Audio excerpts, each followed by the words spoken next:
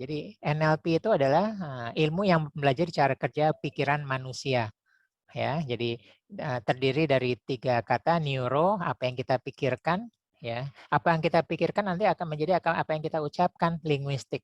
Dan sebaiknya apa yang kita ucapkan bisa menjadi mempengaruhi pikiran kita. Jadi hati-hati dengan apa yang kita ucapkan. Selain bisa menjadi doa, bisa mempengaruhi pikiran kita sendiri.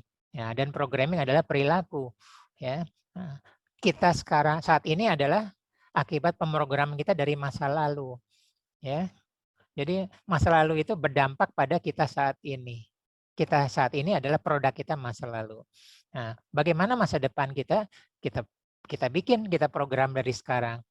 Gitu ya, begitu simpelnya. Nah, salah satunya adalah kita mengekspand ya pikiran kita. Kita memperluas, jangan sempit. Wawasan kita jangan sempit. Nggak bisa kemana-mana, nggak banyak pilihan. Wawasan kita harus kita perluas. Banyaklah belajar, ya, banyaklah menuntut ilmu, banyaklah berpengalaman. Nah, jangan takut untuk menjalani, melakukan hal-hal yang baru. Harus dicoba hal-hal baru, gitu ya. Jadi harus. Nah, itu juga dalam rangka ini. Jadi mindset kita pun harus berkembang ya, growth mindset. Nah, map is not the territory. Nah, jadi di sebelah kiri adalah dunia sesungguhnya, ya. Bola dunia tuh lengkap ya, ada laut, ada daratan, ada hutan, ada atmosfer, ya, ada hewan-hewan, tumbuhan bermiliar-miliar ada di sana, ya. Nah, kemudian masuk ke pikiran manusia disaring, yaitu ada filter, distortion, dan dilation, ya. Kenapa harus ada saringan ini? Kalau enggak pikiran kita overload, penuh, gitu ya. Apa-apa masuk ke dalam pikiran, enggak penuh. Maka itu disaring, ya. Saringan ini adalah terbentuk dari perjalanan hidup kita, ya, dan norma-norma yang kita pelajari, baik norma agama, adat istiadat, gitu ya. Jadi misalnya kalau yang yang haram tidak boleh kita lewati, di cancel. Nah, seperti itu. Nah, itu pelajaran. Tapi kalau tidak mengenal hal haram itu lewat, boleh. Nah, itu mempengaruhi keputusan kita. Nanti akan kita pelajari di sini ya. Itu mempengaruhi keputusan kita. Jadi kita perlu wawasan seluas-luasnya, belajar sejauh-jauhnya, gitu ya. Nah, lucunya adalah, jadi tadi ya neuro dan linguistik. Linguistik itu adalah terbentuk dari apa yang kita pikirkan. Nah, bahasa menunjukkan kasta. Nah, jadi lihat. Ya, kita bisa melihat orang dari ucapannya. Ya, kalau ucapannya maki-maki kebun binatang, itulah dia, itulah cara berpikir dia. Ya, kalau ucapannya halus, ya, tertata, ya, kan kasta ya, seperti misalnya ningrat. Nah, itulah level dia ada di sana, ya, seperti itu. Jadi bahasa menunjukkan kasta. Jadi mirip seperti kalau kita menuangkan, kita tidak tahu teko itu isinya kopi atau teh, baru tahu setelah dituangkan ke dalam cangkir, ya. Begitu, oh ini kopi, berarti di dalam teko itu adalah kopi. Nah, begitu juga kita tidak tahu pikiran seseorang, baru tahu setelah dia berucap. Jadi hati-hati ya, kalau kita menguasai ilmu NLP, dari cara berucap aja kita sudah bisa baca dia seperti apa. Namanya juga Neuro Linguistic Programming, linguistiknya ini. Jadi linguistik ini meliputi sepertiga. Besok kita belajar ya, besok tentang Ericksonian hipnoterapi. Jadi banyak tentang linguistik. Gitu lah. Kalau kemarin kita belajar hipnoterapi tentang induksinya, bagaimana pendalamannya, besok tentang linguistiknya. Ya, lucunya adalah begitu kita change the map, tiba-tiba dunia di luar sana berubah. Nah, kita nanti akan belajar ya, walaupun kita pernah belajar juga dengan teknik frame ya, reframe. Masih ingat ya, merubah sudut pandang. Nah, dari sudut pandang kesulitan, ternyata ada kemudahan ya, final usisro, inamal usrisro. Ya, dari sudut pandang negatif ke positif ya, sudut pandang rintangan menjadi tantangan. Nah, gitu ya, itu kemampuan. Tapi kalau wawasan ini tidak luas, tidak bisa melihat dari sudut pandang yang lain. Nah, makanya di sini arahnya kita nanti expanding the map di pikiran kita, ya. Nah, NLP juga mempelajari bagaimana cara kerja pikiran sadar dan pikiran bawah sadar. Karena ternyata pikiran bawah sadar itu mempengaruhi 80% sampai 90% pikiran kita dan perilaku kita dan nasib kita saat ini. Ya, kalau kita malas orangnya, ya kita menunda-nunda, ya kita marah-marah, perilaku kita seperti apa, itu adalah hasil pemrograman kita dari masa lalu, ya, dari lingkungan kita, dari pembelajaran apa-apa yang seperti itu, gitu ya. Nah sekarang, kita belajar yang masuk ke pikiran kita dari mana? Dari panca indera kita, apa yang kita lihat, ya apa yang kita lihat kita pelajarin, ya oh itu bentuknya gitu, warnanya seperti itu, ini indah gitu ya, ini kita perbandingkan. Nah itu visual, ya. Lalu apa yang kita dengar, ya suaranya seperti ini, ucapannya seperti ini, ya. Nah itu juga mempengaruhi kita. Sugesti-sugesti orang, ucapan-ucapan juga mempengaruhi kita, hati-hati, ya apa yang kita dengar, ya. Kemudian rasa kita kinestetik, ya. Nah, kinestetik bisa dalam arti sesungguhnya kita menyentuh, ya ini kasar, halus, ya, atau kemudian bisa juga kinestetik dalam hal rasa, ya, sedih, marah, kecewa, cinta, bahagia, bersyukur. Nah itu juga bagian kinestetik. Ya, itu adalah input-input. Jadi kita merasakan rasa cinta dari ibu kita, gitu, ibu saya, ya merasakan itu dari cintanya aja udah kerasa, ya, dari hatinya, dari jantungnya, dari pelukannya kita rasa. Nah itu kinestetik. Nah ada juga dari indera penciuman, ya, hidung kita masuk, ya, oh ini apa namanya, baunya hangus, ya, baunya harum dan sebagainya. Ada lagi dan indera pengecap, ya, indera pengecap pedas, manis, asam dan sebagainya, ya. Nah, jadi sebenarnya yang KOK ini semuanya jadi indera perasa, ya. Jadi dalam NLP ada yang bilang 3 aja, VAK, Visual Auditory Kinesthetic, ada juga yang bilang 5. Jadi kinestetik dipecah lagi jadi kinestetik, olfactory dan gustatory. Nah, nggak apa-apa, sama aja, ya. Yang penting indera perasa. Gitu ya. Nah, ini adalah yang mempengaruhi hidup kita. Apa yang kita lihat, apa yang kita dengar, apa yang dirasakan, ya. Nah, kita tergantung dari lingkungan. Sekarang ini adalah kehidupan kita maju terus dari kecil sampai sekarang. Nah, itu kita belajar semuanya masuk ke memori kita. Semuanya masuk. Nah, itu menjadikan kita saat ini. Gitu ya. Kita saat ini. Bagaimana juga kita mengembangkan kita masa mendatang, ya. Oke, kita mulai dari titik nol. Ya. Manusia terlahir putih bersih. Tidak punya ilmu pengetahuan sama sekali. Tidak punya sama sekali, ya. Sebenarnya lebih tepatnya bukan lahir, tapi sejak dalam kandungan, ya. Hati-hati, ya. Jabang bayi di dalam kandungan sudah merasakan apa yang ibunya rasakan. Sedih, marah, bahagia, bersyukur, dan bisa mendengar suara-suara di luar sana. Ya, bisa mendengar. Ya, ada teknik hipnoterapi disebut dengan past life, ya, mundur ke masa lalu, bisa dalam kandungan itu bisa keluar nanti dari ucapannya waktu dia mendengar ucapan-ucapan ayahnya waktu di dalam kandungan, itu disebut dengan past life hipnoterapi. Jadi menunjukkan bahwa sebenarnya memori itu mulai dari sejak kandungan, gitu ya. Nah, jadi boleh, ya, kita boleh titik nolnya dari ini, tapi bahasa harfiahnya adalah kita sejak dari lahir. Jadi kertas putih bersih, ya. Anak kita awalnya dari putih bersih. Agama juga bilang begitu kan, ya. Manusia terakhir putih bersih. Orang tuanya yang seperti itu. Nah, kita maju lagi, ya. Oke, nah mulai merasakan kasih sayang kedua orang tua, ya. Cinta kasih, belayan, ada suaranya yang menenangkan. Kalau menangis ada yang menenangkan, dekapan yang menenteramkan. Ya, jika lapar terpenuhin, ya, ASI-nya gitu, ya. Nah, itu dia tahu, ya, tenang, ya. Begitu ada suara yang menakutkan, ya, suara kucing, suara petir, apa-apa, ibunya menenangkan. Nah, dia mempelajari bayi itu mempelajari dari tadi, ya, fakok, ya, visual, apa yang dia lihat, ya, walaupun awal-awalnya dia tidak melihat, ya, dia dengarkan. Nah, yang lebih dominan sebenarnya perasaan, ya. Jadi perasaan itu 60%, rasa indera perasa itu ya. Seperti itu. Ya, jadi mulai. Nah, ini adalah pembelajaran pertama, dekat dengan ibunya, ya.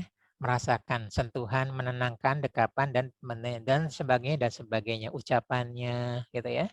Nah, mulailah lebih berkembang lagi, mengenal anggota keluarga lainnya ya. Ya, semua dikenal tapi tadi tetap paling dekat ibunya ya, karena keseharian menyusui, mendekap apa-apa ya, mulai kenal bapaknya, kakaknya, adiknya, lingkungan rumahnya ya.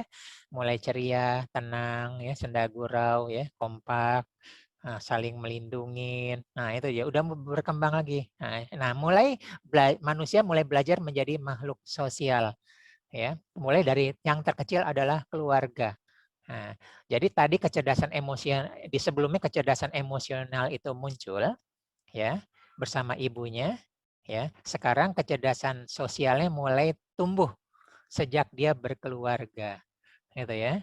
Tumbuh bagaimana berinteraksi dengan ayahnya, ibunya, kakaknya, adiknya ya, bagaimana ada konflik ya, manajemen konfliknya seperti apa, nanti menghadapi karakter-karakter yang berbeda ya. Mulailah kecerdasan kecerdasan sosialnya mulai bertambah gitu ya. Kecerdasan pikirannya belum ya, belakangan ya. Dari ini dulu ya. Nah, gitu loh. Nah, kemudian ini mulai ya. Mulai mulai mengeksplorasi, mengembara tapi seisi rumah ya. Daerah aman. Nah, saya tulis daerah aman ya. Gitu loh. Jadi kecerdasan intelijensia udah mulai muncul ya. Nah, ini bentuknya seperti ini, dia belajar ya. Ke sana kemari dia sudah menghafal ruangan ya, bisa ke sana, bisa belok, posisi di sana, itu kecerdasan intelijensia sudah mulai ada ya. Cara membuka pintu, cara menutup pintu ya.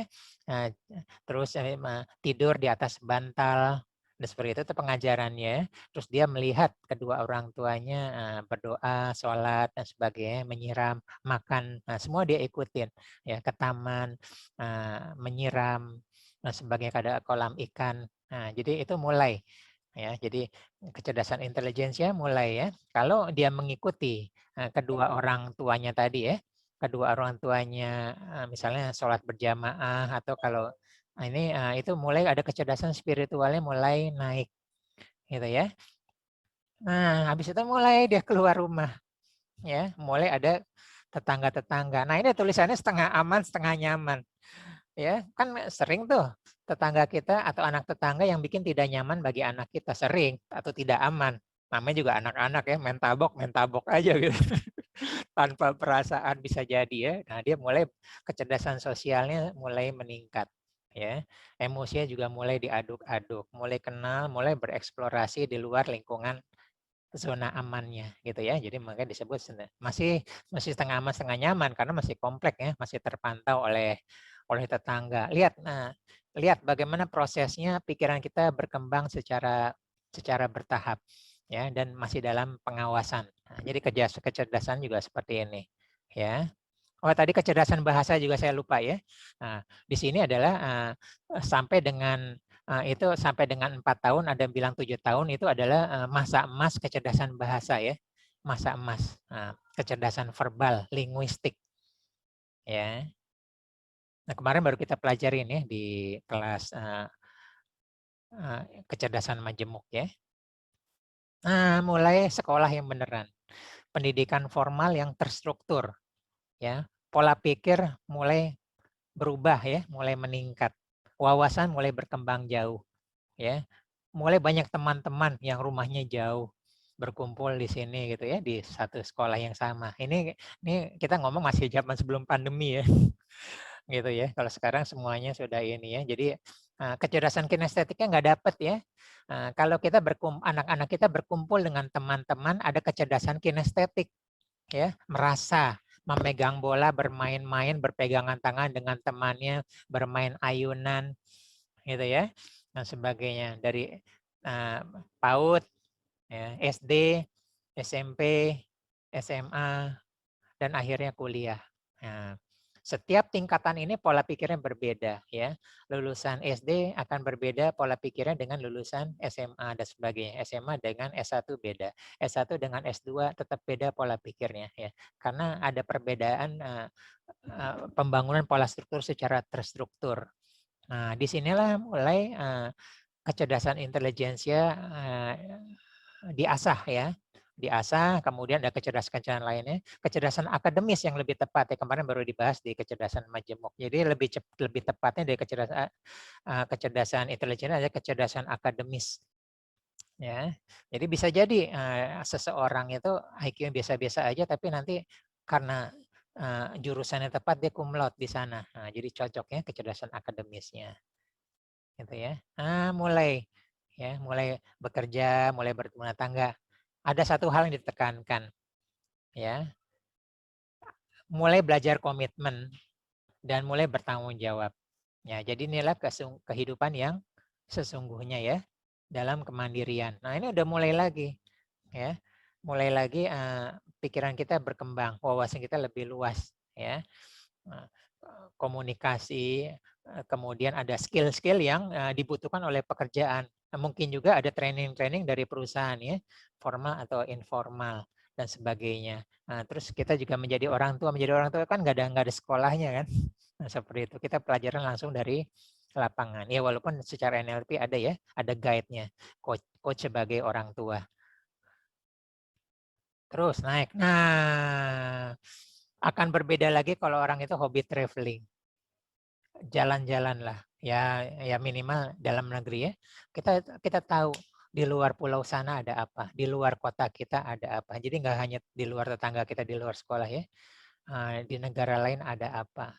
Ya, bagaimana sosial budayanya, kultur budaya yang berbeda. Ada ilmu baru, ya, ada pemahaman baru, cara komunikasi yang baru, cara dan sebagainya. Ya, wawasan kita jadi lebih luas lagi. Ya, tentang hidup jauh lebih berkembang, gitu ya.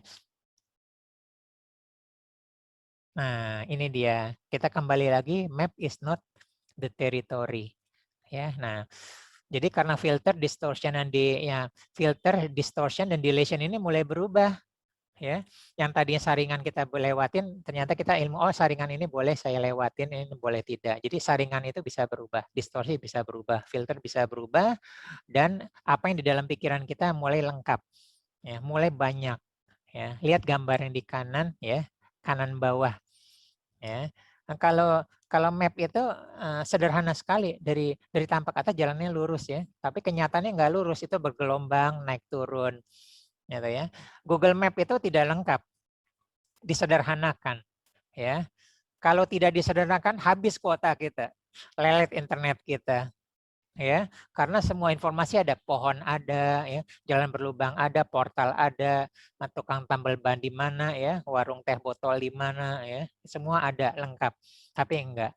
Nah, jadilah yang itu jadi filter, emang cara kerja pikiran begitu, dia filter ya, dia filter mana yang boleh, mana yang tidak. Nah, tapi kita pernah belajar hukum repetisi ya, namanya filter. Kalau diulang-ulang masuk juga ya. Kalau diulang-ulang masuk. Karena secara pengulangan pikiran bawah sadar kalau diulang-ulang dianggap jadi kebenaran yang baru ya, post-truth.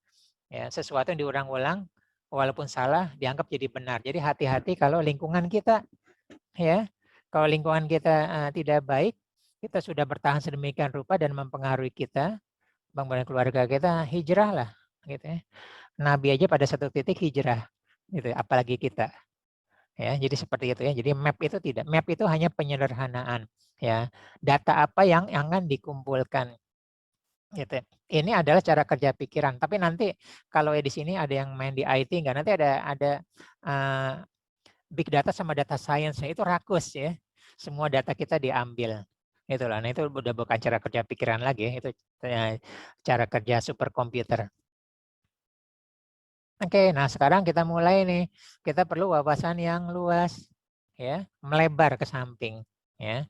Tapi dalam hal tertentu kita perlu pemahaman yang dalam.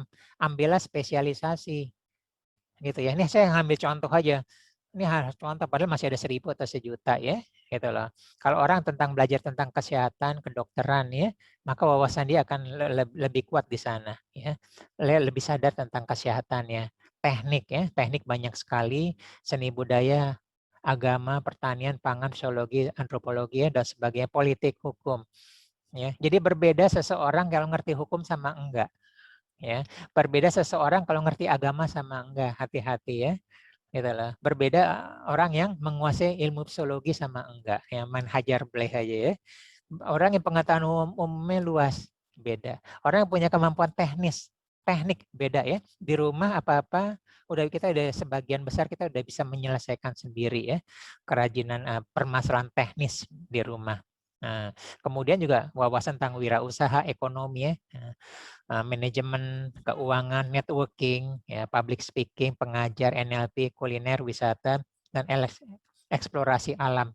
Ya, jadi kita seluas-luas lah kita belajar bereksplorasi. Nah, belajarlah ilmu-ilmu yang di luar ilmu kita, ya, karena biar bagaimanapun nanti dibutuhkan, ya. Biar bagaimanapun orang benci matematika harus hitung-hitung uang. Ya, kalau nggak kembali nggak bisa ngitung dong, gitu ya.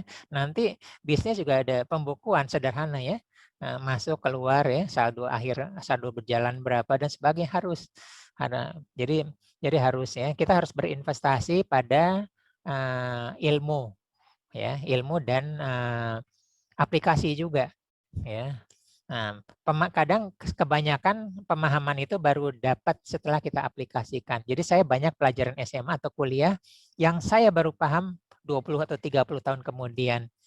Saya flashback ke belakang, oh ini toh maksudnya pelajaran saya gitu ya. Nah, penting juga kita punya kecerdasan ini yang 7 dan 9 ini ya.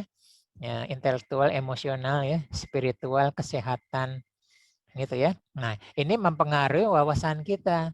Ya, jadi ada orang yang lemah di kecerdasan kesehatan, ada ya. Nah, secara intelektual dia tahu bahwa rokok itu berbahaya, menyebabkan kanker ya, kemudian paru-paru, kanker paru-paru dan sebagainya, tekanan darah, pembekuan darah. Tapi karena kecerdasan kesehatannya kurang baik, dia tetap ngerokok dan nah itu ada. Jadi kalau kita bisa seperti ini kita makin bagus, termasuk kecerdasan bertahan hidup ya. Jadi kecerdasan bertahan hidup yang sudah belajar ada 3 ya, untuk beradaptasi ya, untuk grit, dan satu lagi untuk adversity ya, adaptation, adversity dan grit.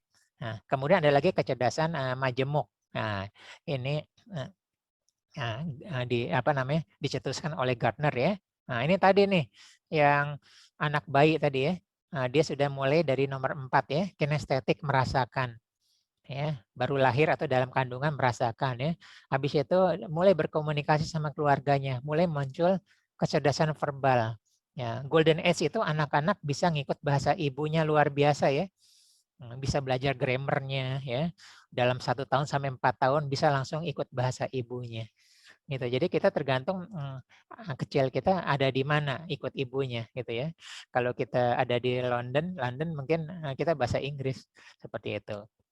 Logis matematika, musikal dan sebagai interpersonal, ya naturalis dan eksistensial ya. Eksistensial itu spiritual atau filsafat ya. Nah, gitu. Tadi naturalis ini waktu kita belajar tadi gambar waktu kita berkebun ya, ada kucing.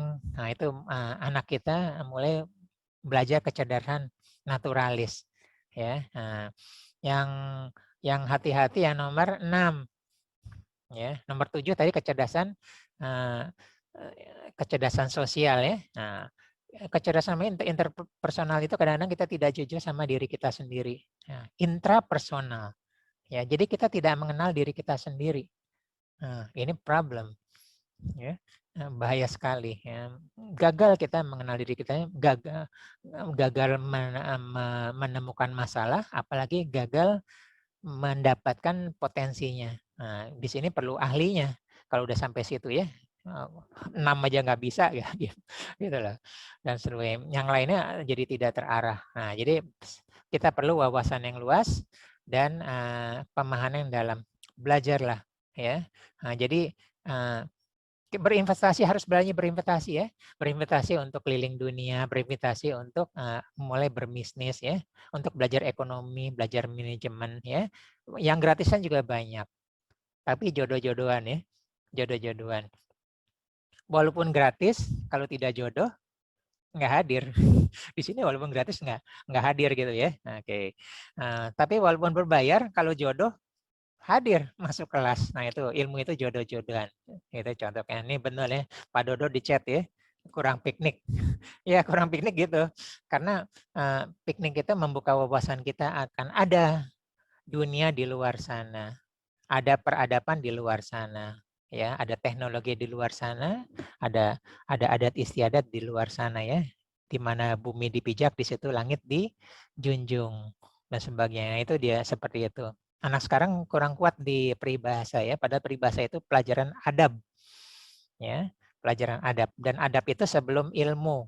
Ya, kata Imam Ghazali, adab dulu baru ilmu. Karena ilmu itu nggak terkendali, ya, bisa dipakai untuk apa aja ya. Statistik bisa dipakai digoreng oleh ahli statistik ya, untuk apa namanya hasil survei apa ya dan sebagainya. Ahli ekonomi bisa menggoreng, makanya perlu adab di depannya sebelum belajar. Jadi adab mendahului ilmu gitu ya. Nah, inilah ya. Jadi mulailah di sini ya. Inilah sebagai pilihan ya. Maaf ada tulisan saya salah copy ya. Meningkatkan reframe melihat dari berbagai sudut pandang yang berbeda. Nah, jadi di sini adalah apa namanya? Makin banyak kemampuan kita, makin banyak melihat reframe gitu ya. Nah, jadi contoh ya, kalau orang mempunyai kemampuan manajemen, cara berpikirnya beda, cara berpindahnya beda, manajemennya bagus, rapih jadinya. Ya, kalau dia punya keahlian dalam keuangan, bagus, cash flow-nya bagus ya, mencari sambil sumber-sumber finansialnya bagaimana, gitu ya. Nah, kemudian juga dia punya teknik, ada landasan tekniknya, strukturnya ya, apalagi dia ngerti ya hukum. Nah, gitu lah. Jadi dia menjalankan bisnis atau melakukan sesuatu yang tidak menabrak hukum. Nah, yang paling penting kan agama gitu ya. Kita mengenal siapa Tuhan kita, dia maha melihat kita dan sebagainya. Gitu ya. Nah, kalau seperti itu pasti kita tertata apa yang kita lakukan atau dan sebagainya. Nah, ini Pak Dodo juga ya. Jadi keberhasilan hidup apakah dipengaruhi oleh pengalaman hidup yang dialami on the right track ya. Nah, bisa ya, bisa enggak ya. Gitu loh. Jadi sebenarnya apapun yang pernah kita pelajari ya, itu sebenarnya selalu ada dua sisi ya. Bisa sisi positif, bisa sisi negatif. Ya. Kita punya harta, bisa sisi negatif. Kita punya kemampuan ini, apakah kita mau bangga ya, atau mau sombong, atau kita mau rendah hati. Tapi kita punya ilmu itu, gitu ya. Nah, tergantung dari kita memanage diri kita. Makanya tadi kecerdasan intrapersonal kita penting. Ya, apakah ilmu yang saya punya ini bermanfaat bagi diri saya? Bermanfaat ke orang lain, keluarga saya, agama saya, masa depan saya, ya, masyarakat dan sebagainya, itu kan itu ya. Sebelum keluar kan kita bertanya dulu. Jadi selalu Pak Dodo di pertanyaan di chat ini adalah semua selalu bermata dua ya, bagai pisau atau pedang bermata dua ya. Api bisa membakar, bisa untuk memasak. Pisau bisa untuk menusuk, bisa untuk memotong ya, memotong daging dan sebagainya. Semua barang bermata dua gitu ya. Nah, CO2 ya kita lepaskan tapi berguna bagi tumbuhan ya sebagai inputnya untuk memasak dan sebagainya. Nah, jadi penting ya, penting ya. Jadi untuk anak kita ya, termasuk untuk diri kita berinvestasilah ya, bereksplorlah sebanyak ya. Kalau bisa yang dia tidak sukai nggak apa-apa, belajarlah tahu yang ada di luar sana yang dia tidak sukai, ya. Toh lama-lama dia akan ketemu dengan itu, suka atau tidak suka dia akan pertemuan di dunia nyata ya. Nah kan zaman terus berubah ya, kita memerlukan sumber daya apa namanya, jadi kan zaman terus berubah ya. Sekarang kita dipaksa dengan COVID ini, teknologi 4.0 itu udah lama, internet itu udah lama ya. Cuman kita malas berubah dan akhirnya kita dipaksa oleh COVID harus berubah, semua harus online. Padahal online itu udah lama, website udah lama.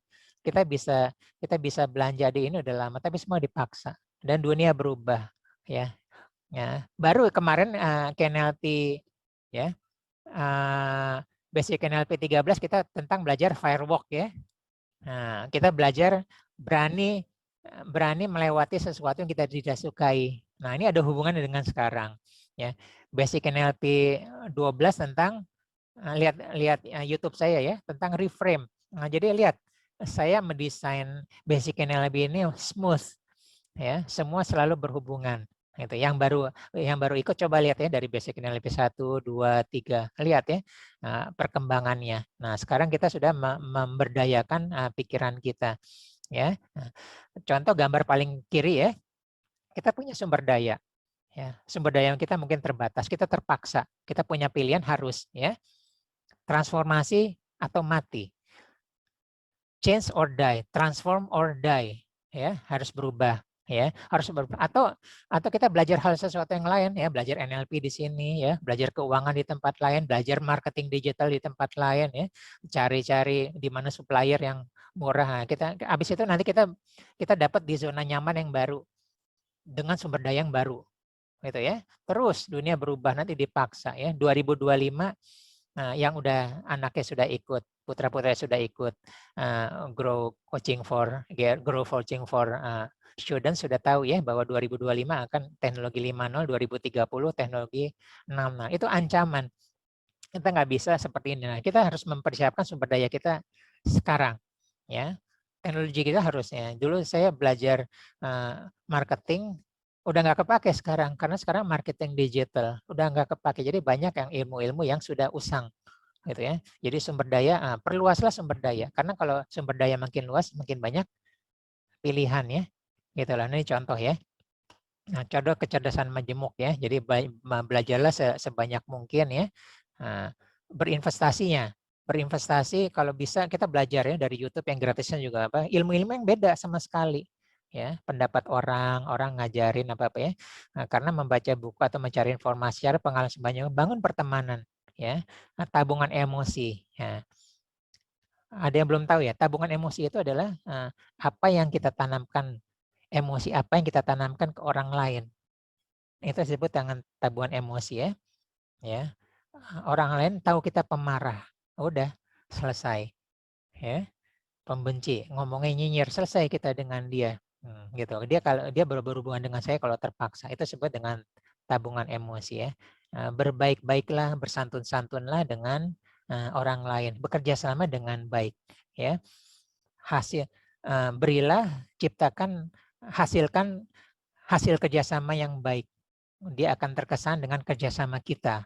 Gitu ya, itu tabungan emosi. Kapan-kapan mungkin 10-20 tahun kemudian ada suatu bisnis dan dia pertama kali ingat kepada kita. Nah, itu disebut dengan tabungan emosi ya. Kita berinvestasi tidak hanya uang, tidak hanya pengalaman apa, tabungan emosi. Nah, ini kecerdasan emosional ya. Bagaimana kita memahami diri kita intrapersonal, bagaimana kita memahami orang lain ya, kecerdasan sosial, dan bagaimana yang kita mau seperti apa di hati, di pikiran, dirasa orang lain. Itu tabungan emosi. Ingin kesan. Termasuk kalau kita nanti meninggal ya, ingin dikenang sebagai apa saat kita meninggal. Nah, jadi orang nanti keluar tuh memori yang baik-baik tentang kita. Insya Allah yang keluar baik-baik ya. Nah, itu pastikan tabungan emosi yang baik-baik saja. Nah, oke, kita mulai ke studi kasus ya. Oke. Nah, contoh. Jadi sebenarnya kita memerlukan keahlian majemuk ya. Tadi ya, keahlian verbal, linguistik ya, ke kinestetik, musikal ya, dan sebagainya. Karena apa? Ini contoh online ya, toko online. Tahu nggak Bapak-bapak, Ibu-ibu? Ya, banyak di kita ini yang udah sukses jual toko online, dia cuma sendiri loh. Minimal 2 ada asisten ya, mungkin cuma suami atau istrinya atau siapa, kakak atau adiknya. Banyak yang sendiri. Dia menguasai semuanya. Produknya dia bisa cari. Kan dia nggak perlu punya produk kan? Bisa dia cari-cari digital marketingnya udah tahu ya. kadang-kadang bikin website, kalau enggak sudah disediakan oleh marketplace-nya, dia bisa bikin konten ya, creator ya. Berarti content creator ini adalah kecerdasan verbal ya, manajemen stoknya ya. Dia bisa lihat itu apa namanya arus stoknya. Oh ini harus order lagi dan sebagainya. Supply chain management ya, yang pernah belajar manajemen mungkin ya tahu SCM, CRM, udah tahu ya. Kalau enggak ya ini aja deh, skip aja. Arus kas. Mau nggak mau kita belajar accounting ya. Yang tidak suka matematika mau nggak mau kita belajar akuntansi ya, accounting sederhana. Kita catat semuanya minimal untuk pajak. Seperti itu. Manajemen sumber daya ya. Kalau kita sudah mulai merekrut orang ya, membantu kita ya. Nah, bagaimana kita melayani customer? Nah, kalau bisnisnya kecil ya bisa, tapi kalau bisnisnya besar, kita perlu suatu program atau software disebut dengan CRM. Bagaimana deliver system kita, perpajakan, hukum. Nah, ini bisa satu orang ya, bisa belajar semua atau mulai bagi-bagi ya, mulai berkembang dia mulai bagi-bagi. Ya gitu ya. Jadi bayangkan kalau seseorang tidak punya kemampuan digital, udah tokonya toko offline terus itu. Yang udah online ya, dia sewa ruko ya, bayar SPG dan sebagainya. Orang udah ya, kan nggak ada sewa ruko lagi dan sebagainya. Nah, itu bedanya ya. Kalau wawasannya luas, kemampuannya luas, pembelajarannya luas, ada sesuatu ya. Paling nggak satu yang di dalam. Apakah dia mulai dari accounting? Boleh. Dia mulai penguasaan marketing, S1 marketing, boleh gitu ya. Atau dia HRD ya, ngambilnya yang dari manajemen sumber daya, boleh dan sebagainya. Nah, dari situ bisa berkembang dari yang dalam, tadi gambarnya kan, dalam, luas. Nah, boleh juga luas atau dalam. Ya. Nah, dari studi kasus tadi ya, bagaimana zaman berubah tapi sumber daya kita terbatas. Bingung kita nggak bisa ngapa-ngapain ya. Kita cuma ngeluh ya, aduh toko saya sekarang sepi ya. Gini nih gara-gara COVID nih. Nah, gitu loh. Dia nggak bisa ngapa-ngapain. Gitu ya.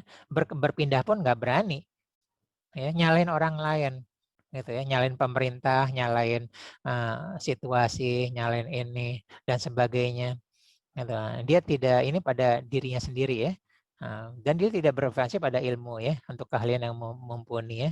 Banyak kok yang gratisan. Tapi sekali lagi, walaupun gratis kalau nggak berjodoh, ya nggak berjodoh, nggak ketemu. Ya, tapi kalau berbayar kejar. Ya, walaupun berbayar tapi berjodoh ketemu. Dan dia akan belajar sesuatu yang ilmu eksklusif ya. Atau belajarnya nanggung ya, berburu ke padang datar, dapat rusa belang kaki, berbulu ke palang ajar, bagai bunga kembang tak jadi. Jadi kalau belajar tuh jangan nanggung-nanggung ya. Setengah-setengah ngerasa sudah paham. Enggak. Pemahaman itu adalah saat kita sudah mulai terjun ke lapangan, sudah mulai praktek. Kembali lagi lihat teorinya seperti itu ya. Jangan belajar dari Google aja ya. Bisa salah ya. Hoax atau pelajaran salah kita telan macam-macam. Sekarang kan zamannya COVID ini banyak ke WA ya. Ini testimoni obat ini ternyata sembuh ya. Yang lain ada sembuh juga dengan ramuan ini. Mana yang kita ini? Mana semuanya kita beli gitu ya. Dan sebagainya. Oke, ini studi kasus kedua. Nah, diagram ini sering saya paparkan ya, diagram ini ya. Nah, jadi negative thinking. Nah, kalau seseorang negative thinking harus dirubah jadi positive thinking. Perlu konselor. Ya, perlu teknik konseling ya. Orangnya adalah bisa psikolog, bisa hipnoterapis ya. Nah, dia akan merubah dari negative thinking ke positive thinking. Selesai? Enggak. Nah, positive thinking itu hati-hati, bisa jadi racun positif atau disebut dengan toxic positivity. Harus lanjut ke logic thinking ya. Logic thinking habis itu ke solution thinking. Nah, kita contoh kasus ya. Oke, sekarang negative thinking ya. Pandemi COVID-19. Ada dong rasa khawatir, cemas, takut ya. Kayaknya mulai demam nih. Mulai khawatir. Aduh, termasuk saya ya, setiap seminggu, setiap hari ada teman dekat saya atau siapa yang saya kenal wafat ya. Gitu loh, seperti itu. Jadi, nah ini bisa menambah rasa takut atau rasa khawatir. Negative thinking. Nah, itu mempengaruhi kesehatan kita dan akhirnya imunitas kita turun ya. Oke. habis itu di WA ada bilangnya, kita positive thinking aja, kita bikin senang-senang, kita bikin, kan imunitas kita baik. Nah gitu ya. Nah jadi sebenarnya, oke, bagaimana kita menyikapi berita-berita itu, jadi berita bahwa itu berguna bagi saya ya. Oh ini merah nih ya, sudah kasus hariannya sudah 20.000 per hari gitu ya.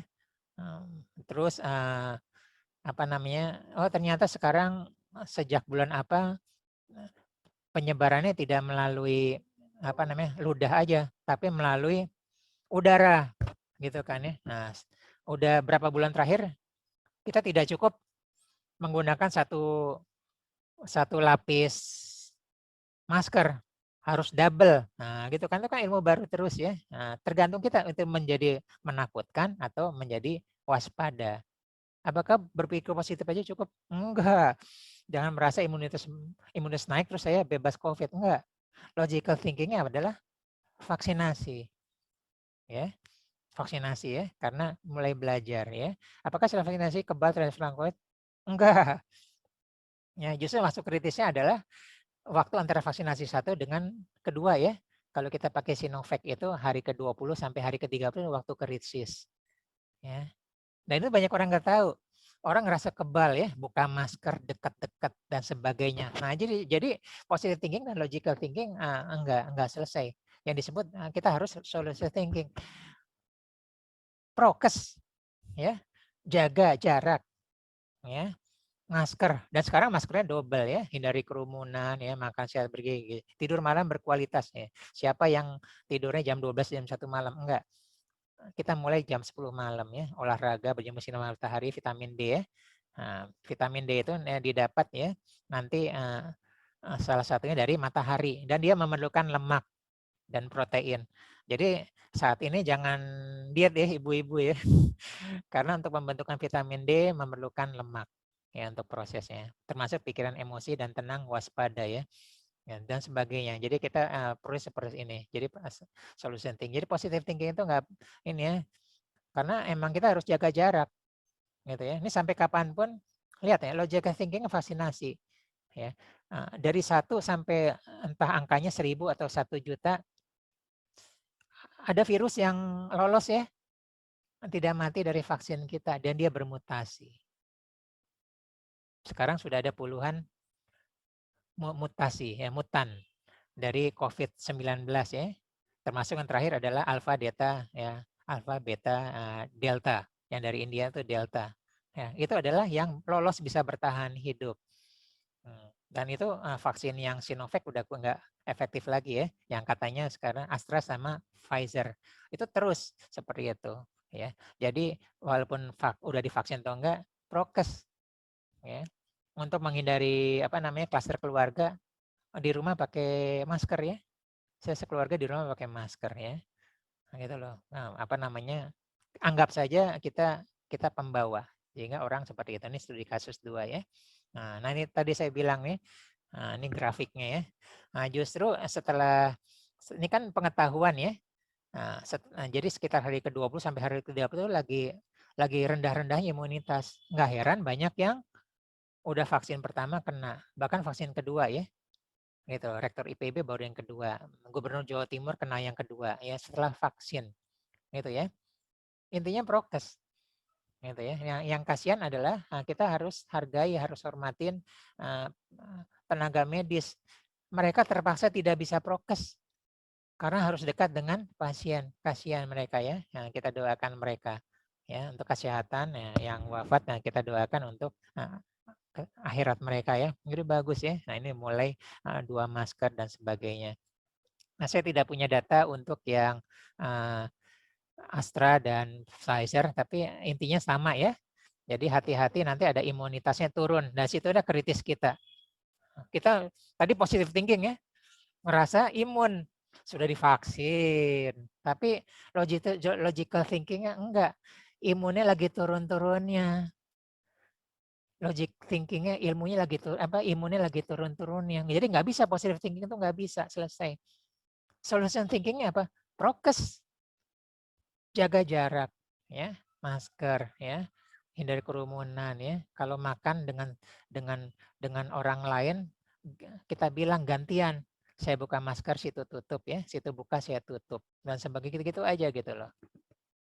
Ya, ya itu apa solution thinking-nya. Nah, ini juga contoh ya, self service dan sebagainya. Masker, nah ini ya ilmu pengetahuan. Nah, tergantung kita mensikapi ini sebagai ketakutan atau informasi yang berguna ya. Untuk waspada ya, bukan untuk tenang. Hati-hati dengan istilah tenang dan waspada ya. Bukan untuk tenang, untuk waspada. Sekarang kita waspada siaga 1 ya, bahkan lebih dari siaga 1, nyaris siaga 0 ya. Boleh gitu loh. Karena zona merah ada di sekitar kita. Ini studi kasusnya ya. Ya, siapa di sini yang anaknya tipenya ngebut tikungan terakhir ya, biasa-biasa aja ya, tapi ujian akhir, ujian nasional atau UTBK tiba-tiba bagus, gitu ya. Jadi tipenya beda maraton dengan sprint di tikungan terakhir. Tapi kalau maraton dia bisa menang di awal ya, bisa untung di awal ya. Jadi bisa jalur rapot SNPTN ini belakangan gitu ya. Anak kita menyukai banyak pelajaran atau hanya menyukai 1 atau 2 pelajaran aja. Nah, gitu ya. Enggak, saya sukanya matematika yang lain nggak mau. Nah, gitu loh. Artinya dia membatasi diri dia. Wawasannya akan sempit. Pilihnya akan semakin ini. Oke. Nah, kita sebagai orang tua, finansial kita gimana? Ya, untuk menyekolahkan. Ya. Nah, semakin kuat, semakin banyak kita punya pilihan untuk mereka. Ya. Gitu. Oke, keseharian kita membimbing anak kita gimana ya, sekolah, agama, adab. Ya. Keputusan apa kita ambil jika di anak kita atau kita ya tidak dibekali oleh kepastian agama yang kuat ya. Kemudian yang di sini banyak yang setiap minggu ikut kelas saya ya. Jadi banyak teknik hipnoterapi. Karena apa? Setiap orang cocok-cocokan ya. Satu teknik bisa, teknik lain nggak bisa ya. Kalau kita banyak menguasai teknik, kita bisa menggunakan teknik-teknik yang berbeda untuk orang lain ya, sesuai dengan kondisi pasien ya. Nah, kemudian di sini kita sudah pernah belajar ya sebagian tentang coach ya, bertanya ya, sehingga bisa menggali akar masalah yang tidak memiliki profesi. Profesi lain kan memberitahu ya, guru itu memberitahu, konselor memberitahu, konsultan memberitahu, mentor apalagi memberitahu, menyuruh mengikuti dia. Tapi coach enggak. Coach itu bertanya,